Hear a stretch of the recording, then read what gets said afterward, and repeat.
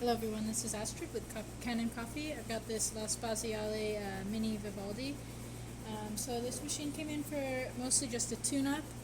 So I did descale the boilers, deep clean the steam wand, changed the screen actually just the gasket in this machine because the screens are reusable. So I changed this gasket here. I was not able to back flush the group head because we don't have a portafilter for this machine. The customer didn't provide one, and we don't have any in the shop. So, but I did change the steam wand assembly. It was leaking a little bit before, so here's the old one. I just replaced that with a brand new one.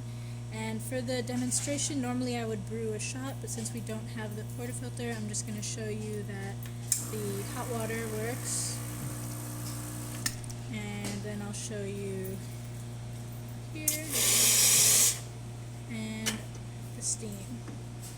Let's let that get back up to temperature. Should be okay. Oops.